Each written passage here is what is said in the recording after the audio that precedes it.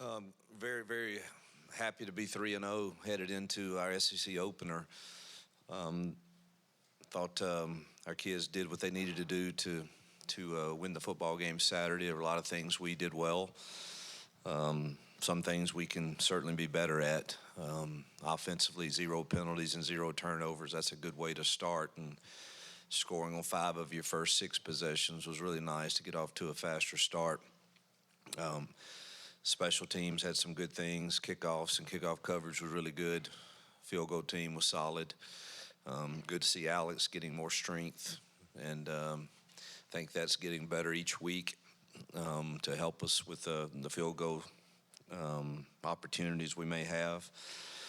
Defensively, we still held a team to, I think, 3.3 yards per rush or so. So that's solid, but definitely could clean up a lot of things. Our missed assignments went back up, which we're not happy with, and we've got to get that certainly cleaned up before Saturday. But great home crowd, great homecoming, and excited to be 3-0 headed into our SEC opener. Start with Jason. We'll go Jason, Mike, Nathan, and then Hugh, obviously, Brent Venable's defense, when you watch those guys, what stands out to you about the way they play on that side of the ball? Yeah, I mean, they've only given up 1 touchdown this year, and they're not. They're very stingy, very physical. Obviously, last year had good experience against them, and he does a great job, and he's got great players. And this is when I watch the tape, I'm looking to me at a team that should be in the playoff discussions. They're that talented and that good, and it looks like just you're watching around. I think our league is very, very deep, and I think we're playing one of the better teams in it this Saturday, and that's probably going to be the case for the next few Saturdays. And that's why you come to Auburn. That's why you coach. That's why you play here. And that defense is one of the more talented ones I've seen. Coach, you've got 3 full games worth of tape on Jackson Arnold now here at Auburn. What's your assessment of his game headed into Oklahoma, and what things are you hammering down with your quarterback? Yeah, he's been very solid. He had, the first game obviously was what it was, and he did what he needed to do for our team. Second game, he completed 80% of his passes or so. That's pretty good. He's taking care of the ball. Last week, his passing stats weren't great, but some of that was some drops too that we had. But I thought his decision making was really good. And number one, again, it starts with how do you judge a quarterback, and that is wins and losses and the turnover battle. And I think he's done those extremely well, and he leads our team well with he's got this competitive spirit about him, and it's going to be needed in the upcoming games for sure. But I think he's in a good spot, and obviously we haven't been tested like we're getting ready to be tested, so we'll see how we perform against some of the best teams in the nation the next few weeks starting Saturday. a couple days after Saturday now, those injured guys that you went down the list of, anything severe, or do you expect all of them to make good progress this week? I expect them to make good progress. If I had to say today, I would think the biggest concern would be Amaris. Damari, obviously, again, you haven't let him go live yet, but I would be shocked if he doesn't give it a go. And so I think everybody else will try. I think that's the biggest concern I'd had today would be Amaris. Yeah, question here. There's been some hand-wringing in certain circles about you guys not throwing the ball deep enough, not trying to throw the ball deep enough. What do you think about that? Are you satisfied with how often Jackson's throwing the ball deep? Oh, I'd like to throw it deep more. I would. I think those deep passes that are completed are really good. The ones that are incompleted are not so good. But I think we've got the threats to throw it deep, and hopefully we can be a little more aggressive maybe and more consistent in throwing it down the field. Hugh, through 3 games, Kieron's leading the team in tackles and sacks. Where have you seen him develop most as a guy who got a late start to football? Yeah, I think his off season, obviously, Vontrell and Rock have done a good job coaching him on techniques and things, but I think the biggest credit probably goes to the time he spent with our strength staff, gaining more flexibility, more strength, more size, and I think that is translated into him playing better football. You talked after the ball game about playing so many freshmen. I think it was 13 or so that were playing. Who are some of the guys that are really pushing for even more playing time now among those guys? Well, I say Newboy and Winters both are pushing, and I don't know if pushing is the right word, or proving that they deserve some time in our rotation back there, and the linebackers are playing, so it's not like they're having to push. I mean, those young guys are playing. You know, X, Diaz, Melendez, they're playing. So we're young in the middle of that defense, and it's really going to be tested in the next few weeks. It'll be a good test for us to see where we are with those young guys. But Woodby is another one that's pushing to get some time at nickel. So playing a lot of kids there. I think I saw a stat somewhere where we played 20 freshmen or redshirt freshmen in the first 3 games, and that's good and bad. I think it speaks well for the recruiting we've done. Also, they need some time to develop. And so I'm always trying to give them some leeway for people to be patient with them and us be patient with them, and as they develop, because they're going to be really good players.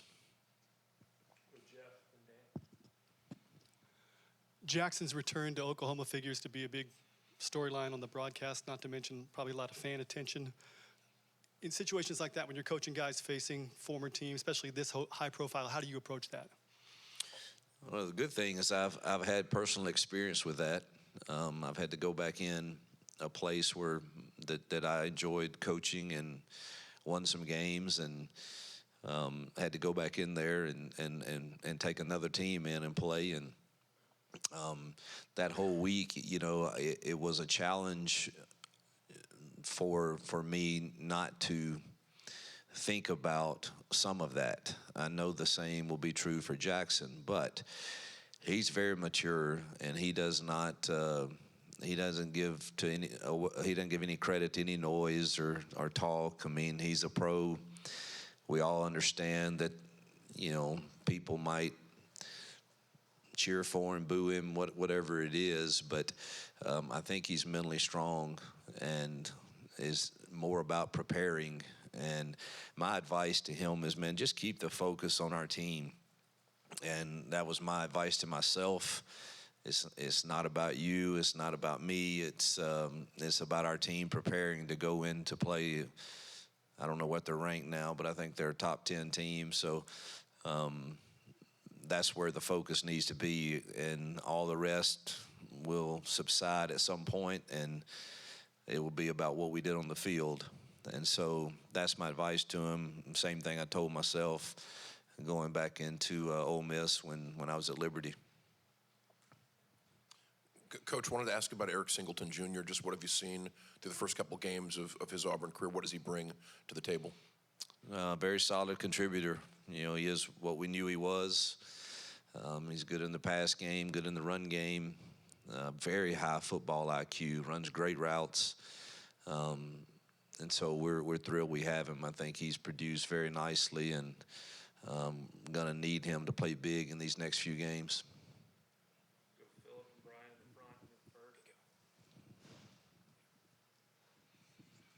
You, going back to last year for a second, big pass plays cost you in at least 3 games that I remember.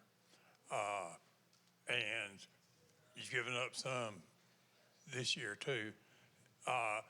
What do you think is causing that, and what can you do about it, basically? Yeah, we went through all of those yesterday, and some of it's technique that we've got to coach better. Some of it's miscommunication by some of the young kids, and But it's, again, it's like I told them this morning in the team meeting, we've got to quit feeling like we have to be perfect. And when you're not perfect, having a long face that ain't going to get it.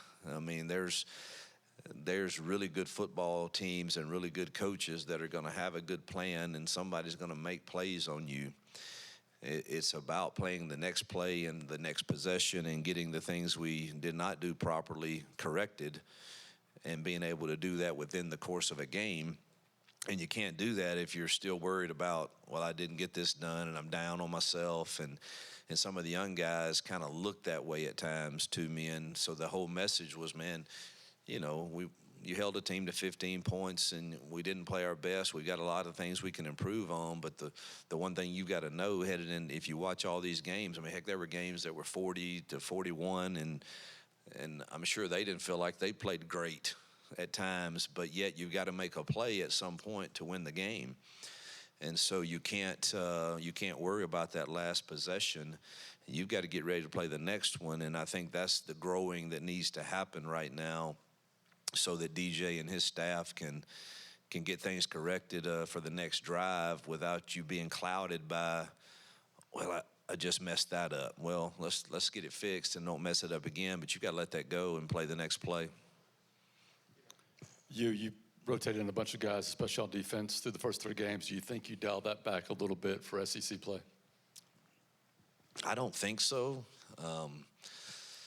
I haven't talked to DJ specifically about that, but we've been trying to get ready for this moment by playing those young kids, and because you're going to have that depth in these games, and somebody inevitably will go down, and if somebody's got to step up and do that, and for us, it's going to be some young kids that are in those roles. So I don't see it really. I think offensively, you've seen kind of who we're going to play. And defensively, I would expect to see pretty much the same. You mentioned the decision-making from Jackson, really just the offense overall, converting in the red zone early in the season, converting on third downs, going into a game like this against a high-level defense. How pleased have you been with that aspect of things, and how important is that execution going to be?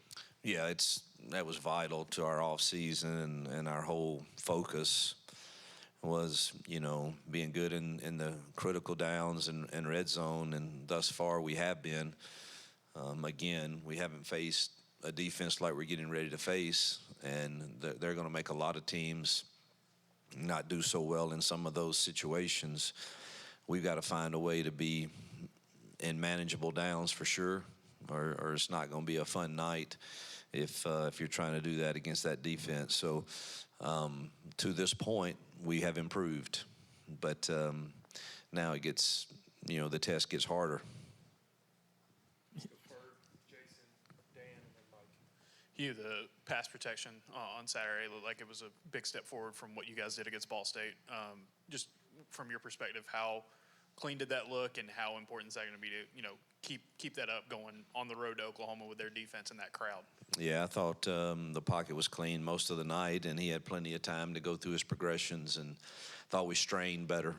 And we actually worked hard on that last week in practice of making the play go longer than normal, and making a strain an extra second, and we certainly will need to strain to find a way to protect. This team has harassed the quarterbacks extremely well in their first 3 games, and have tremendous pass rushers off the edge, big physical guys in the middle, very good at their disguising their pressures.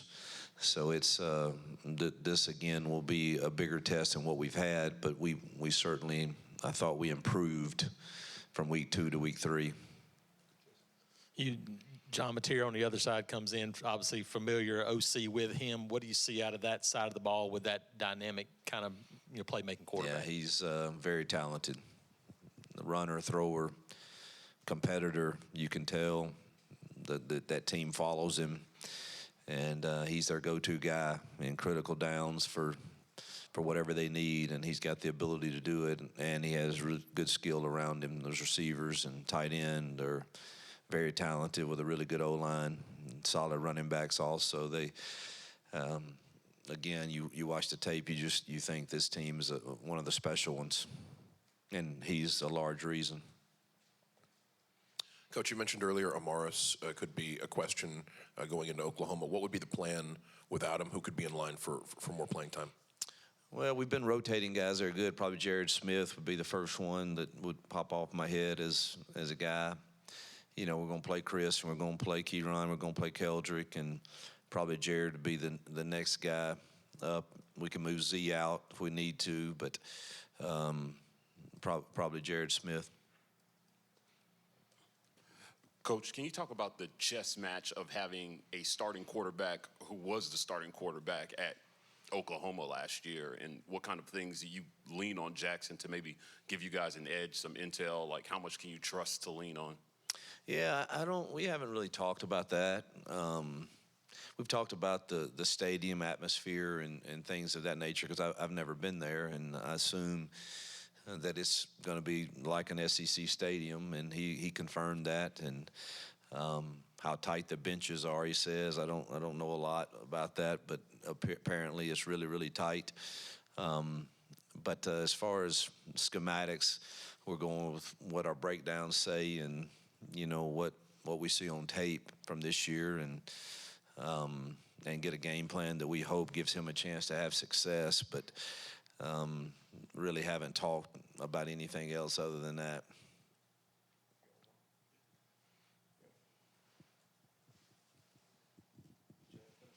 Yeah, question about Alex. Just, I mean, is he at a situation now where you think he's getting better every single week and getting 5 or 10% stronger, where he's going to be ready to go in October, maybe? Yeah, we feel that way, and again, I don't, you know, I want it to keep trending that way, and but it appears the latest treatment that he's getting is definitely helping him eat better with nutrition and able to eat more, and which is gaining him more strength. That's what we have felt these last 3 weeks, and I have no reason to believe it's not going to continue. But obviously, when you have a condition, you're always kind of, I bet, a little apprehensive to say that he's going to get better every single week. But we sure hope that's the case. All right, thank you, Coach. Yep, thank you.